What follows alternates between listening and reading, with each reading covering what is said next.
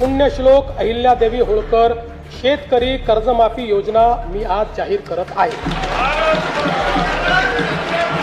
जे शेतकरी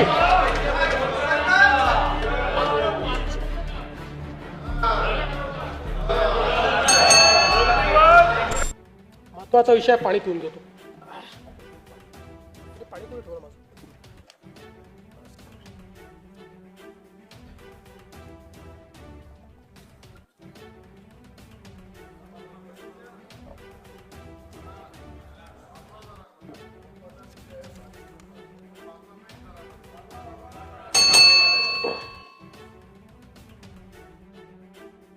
आम्ही राज्यातील शेतकऱ्यांसाठी कर्जमाफी योजना राबविण्याचे आश्वासन दिले होते।